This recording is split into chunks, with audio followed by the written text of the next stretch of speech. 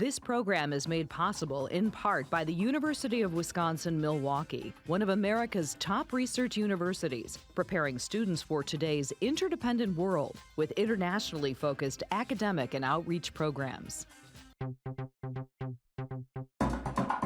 The Institute of World Affairs at the University of Wisconsin-Milwaukee presents International Focus, a weekly discussion of the people and events behind today's global headlines.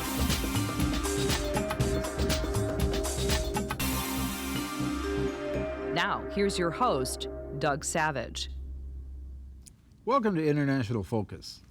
Addressing Congress in 2013 in his role as head of the U.S. Central Command, General James Mattis famously warned, "If you don't fund the State Department fully, then I need to buy more ammunition."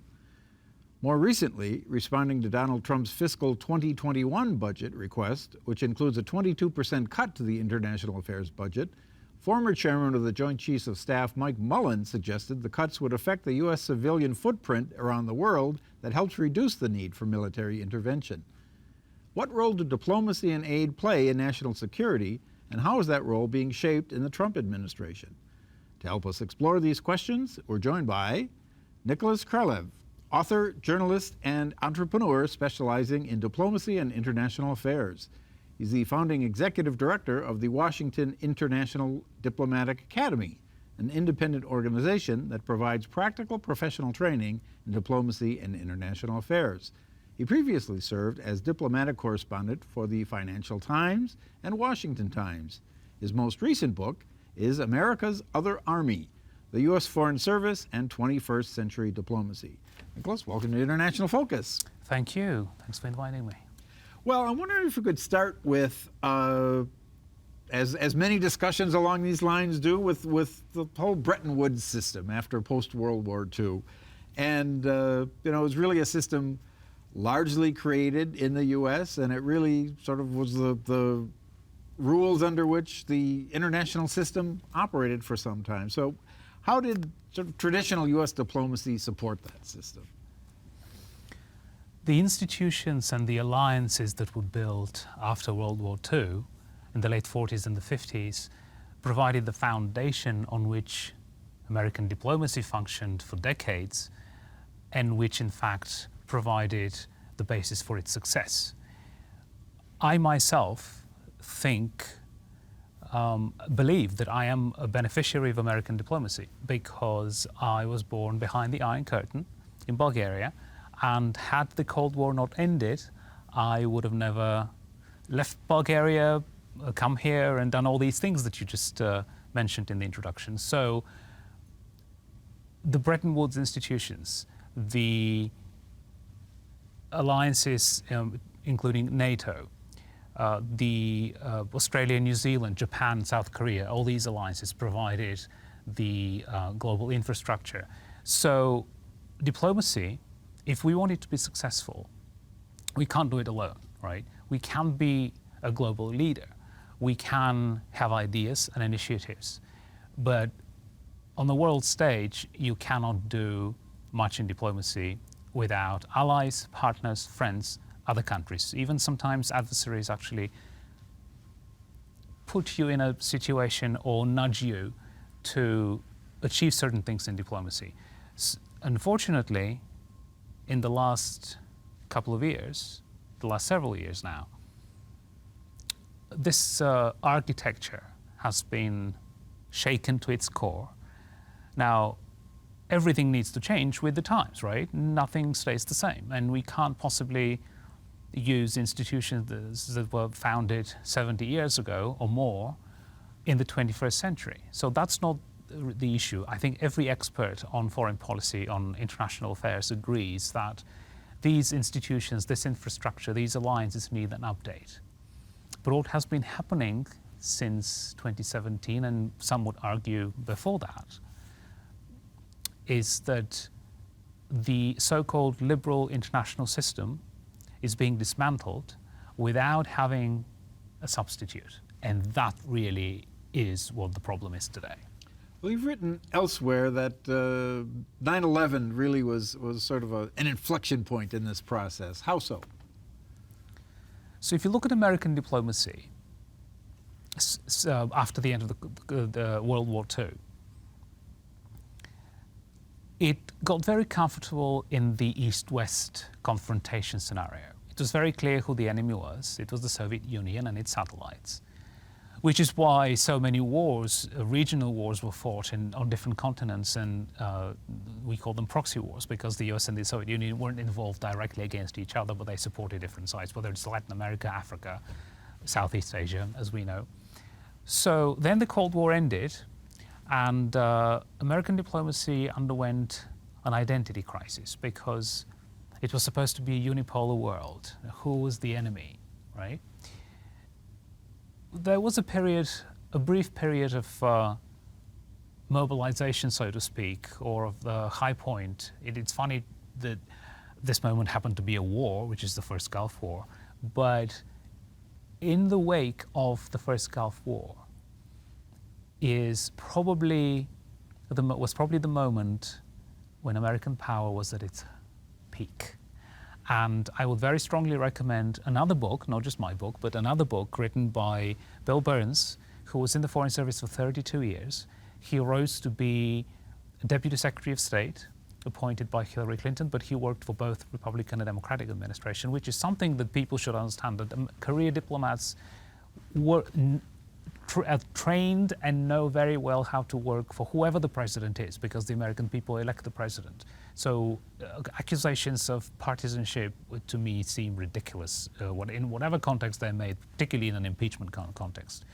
But that was the identity crisis of what are we supposed to do? What is the mission of American diplomacy? And then gradually it became clear that the mission of American diplomacy post-Cold War was to sort of spread democracy, right? To help as many countries as we could become democracies, become more transparent, have a market economy. So the anchor of that effort was Central and Eastern Europe. We indeed helped those countries, including Bulgaria, to transition to democracy from authoritarian communist systems to democracy, and from communist economies to market economies. Now, how successful were these efforts? One can debate in each of these individual countries, but that was it. Then 9/11 happens. And that was a shock to the system. Talk about an identity crisis post-Cold War. There was even more so after 9/11, because suddenly the American Foreign Service was asked to do things they hadn't done in decades, which meant serving in active war zones. Typically, diplomatic security, which is the law enforcement arm of the State Department, wouldn't allow diplomats to serve in a war zone. But now we were sending thousands of diplomats every year to serve in Iraq and Afghanistan. Pakistan is considered it's not an active war zone, but for many years, and actually still it is considered as dangerous, meaning that assignments to these three countries, Pakistan, Afghanistan, Iraq, are only 1 year. Typically, a foreign service assignment is 3 years, but because of the danger, because you're not allowed to bring your family to those posts are only 1 year.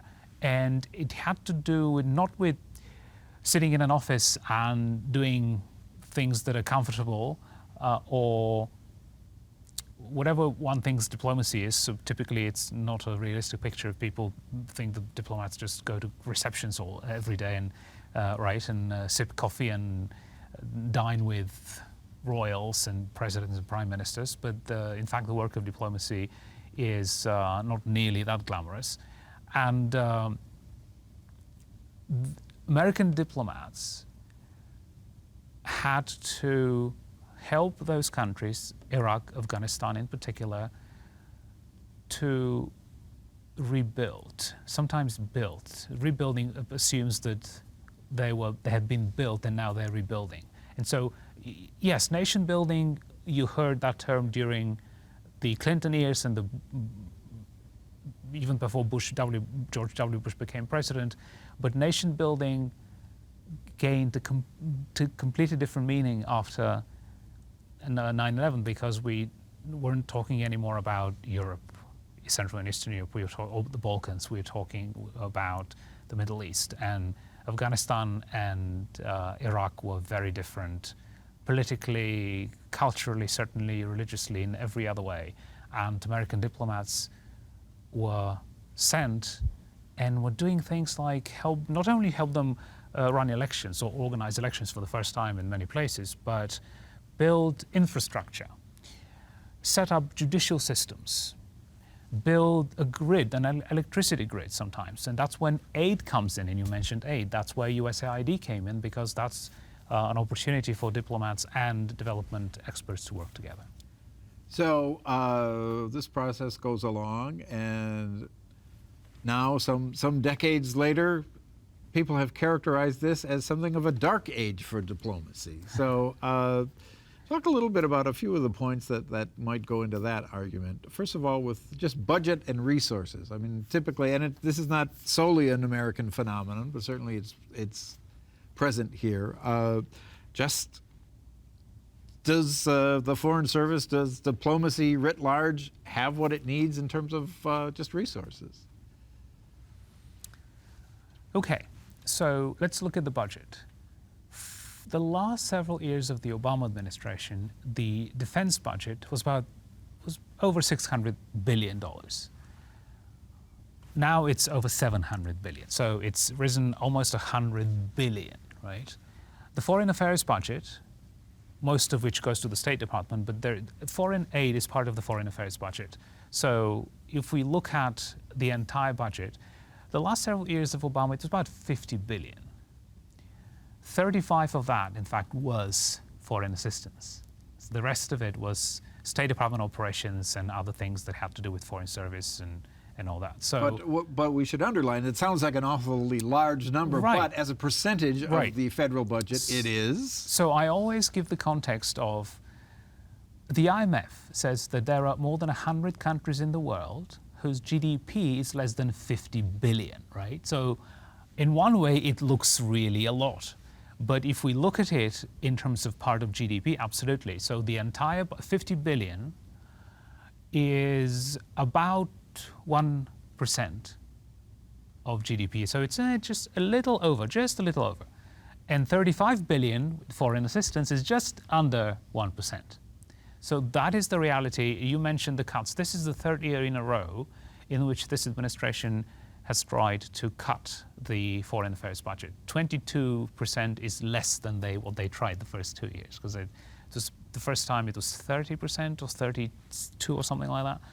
Then the second year it was also about 30. Now it's a bit less, 22% cut. Every year since 2017, Republican members of the Senate have said, no way. I think it was Lindsey Graham who actually the first time said dead on arrival that this budget is not going to pass. It makes sense. He's been very involved in foreign affairs, so he understands why it's important to resource diplomacy.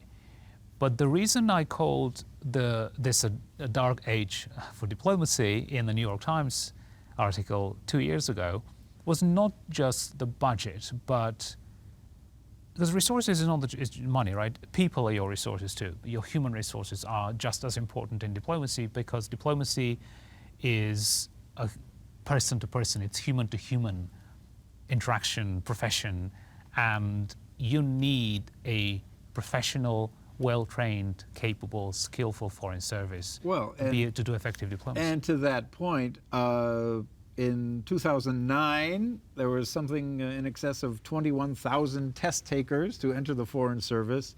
Last year in 2019, that had fallen to 9,000. So talk a little bit about that pipeline. I mean, if you don't have people going in, and you all, as we've seen, have people leaving, it's difficult to maintain when you can't replace someone who's a long-tenured Foreign Service officer with a new recruit, right?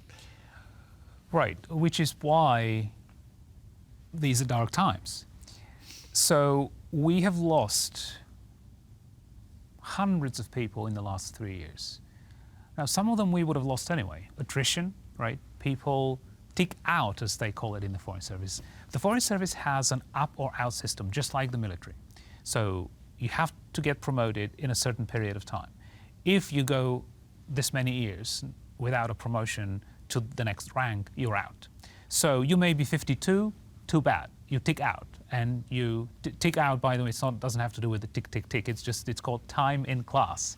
That's why it's tick, T-I-C, okay, not T-I-C-K.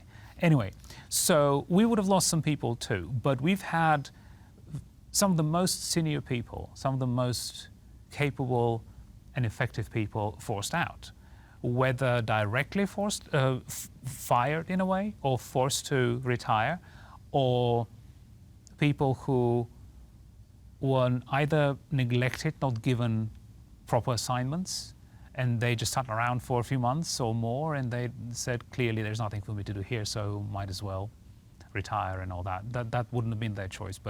And then we had the problem with the so-called pipeline. So it can take up to 2 years since application to coming into the Foreign Service. So you have to think ahead of time about this. It's very unfortunate that we've had such a drastic decline in the number of Americans taking the Foreign Service exam. It's not surprising for the people who've been following what's been happening, because this administration has made it very clear that diplomacy is not something they value. And I'm not saying that to criticize politically. I don't really, if this was a Democratic administration doing these things, I would have been saying the same things. I don't deal with domestic politics.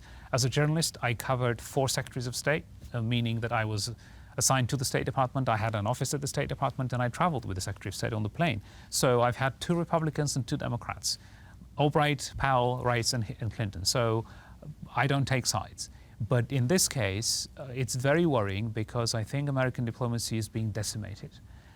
Or some people say decapitated, given how many people have been forced out. But if Americans, young Americans, who would be the potential junior officers, right? Don't have to be junior, you don't have to be young. You can be 55 and still come into the Foreign Service if you want to. Many military people do that. But entry-level people, if you want to become a diplomat, you take your cue from the top, right? If you hear the president kick these people around every chance he gets, insult them in public, fire them, treat them so badly that he would rather listen to a foreign official in a foreign country like Ukraine, for example, who most American officials would call corrupt, right? So the president would rather listen to that person than our own ambassador or his own ambassador to that country.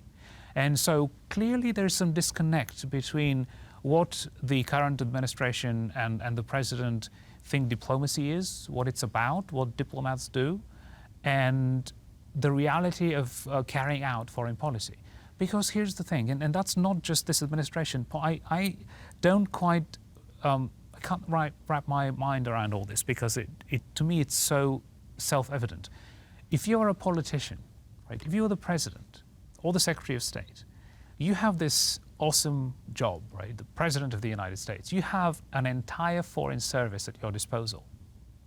These are 13,000 people, 8,000 diplomats and 5,000 staff, not just support staff, but experts in various fields. They may not be diplomats per se, but they still are in the Foreign Service.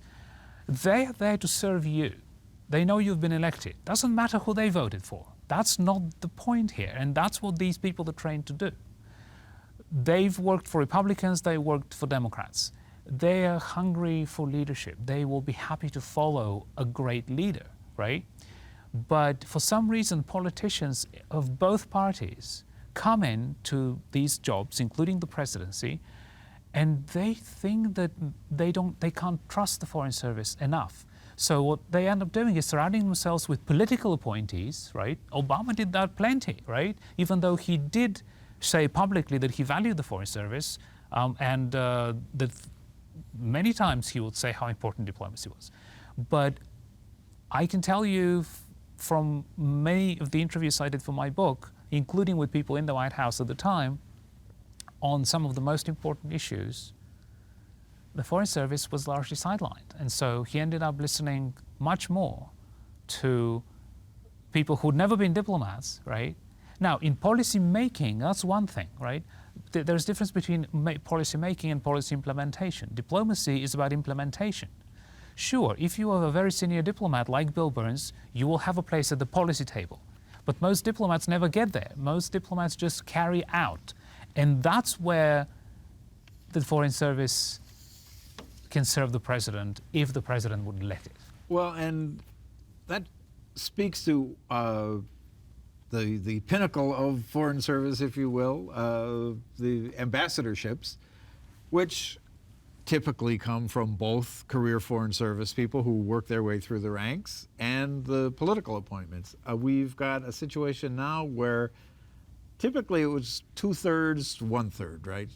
More or less, with a third being political appointees, 2/3 being career foreign service. Now we're somewhere above 50% in the current ambassadorships of political appointees. So what is that a reflection of, do you think?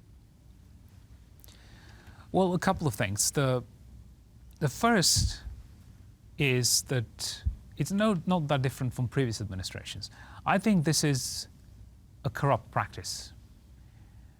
Now, the Foreign Service doesn't have a problem with political appointees. I don't have a problem with political appointees. I think we need them because, as in any bureaucracy, the Foreign Service sometimes lives in its own parallel universe and it needs new blood, outside ideas. It needs that. So nothing against political appointees. The issue is, let's appoint people who have qualifications to be ambassadors, right? That's the only thing that should matter. And unfortunately, that matters zilch.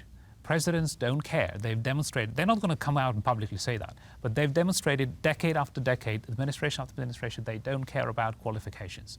All they care about is how much this person bundled for your campaign, either gave money to a PAC, right, because there is a limitation to how much you can give to a candidate, but you can give to a PAC as much as you want, but you can also bundle. And so in the Obama administration, we were talking about price tags to embassies. If you want London or Paris, you need to bundle, whether give directly or bundle, at least $500,000. If you've only bundled 300,000 or 400,000, you can get Scandinavia, okay? That is ridiculous. That is legalized corruption. And so that practice to begin with has no place, I think, in a democracy, particularly the only superpower. Apparently we're still the only superpower. Things are moving, but right now. So the second point that has to do with this administration, first the numbers. Okay, so we have still quite a few ambassadorships that are vacant. So if we were to look at all ambassadorships, and if they were filled, less than 50% would be. But it'd still be more than a third, which was the historical trend, right? 52%, this is the ambassadors that have been appointed by this administration. That's what the numbers from the American Foreign Service Association, which I assume that because they're the only ones that I know that keep track of how many and what the percentage is.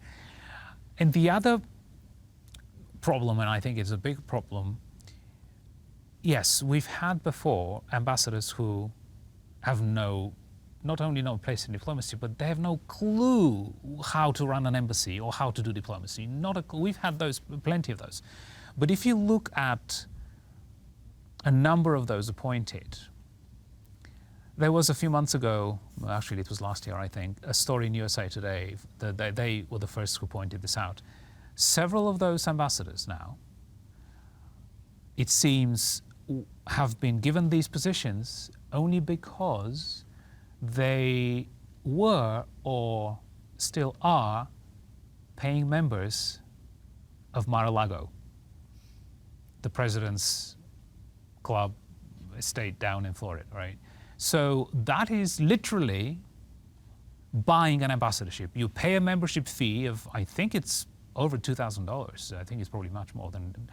And so, yes, not every member who paid that money got an ambassadorship, but I think between 5 and 8 people, according to the USA Today story, as far as I recall, got that. And imagine if you are a career person, right? Even imagine in any profession, right? Any profession, someone comes in and says, okay, so you've been practicing this profession for decades, and by the way, half of the best positions, right, in your profession, you have no access to, right?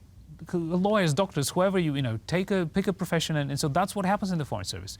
These people have been serving the country, right, and the American people for years, often for decades, and they're told, yeah, but you may want to become an ambassador, and many of you will become, well, not many, a few of you will become ambassadors. But guess what? There are a certain number of countries where you will never go because they're reserved for political appointees, either because they're rich or because they're politically connected. Wow. I think that's ridiculous. Well, we'd like to end on a brighter note, but I'm afraid we're out of time. Nicholas Kralev, thank you very much for that sobering look at diplomacy in America. To our viewers, we'll see you next time on International Focus.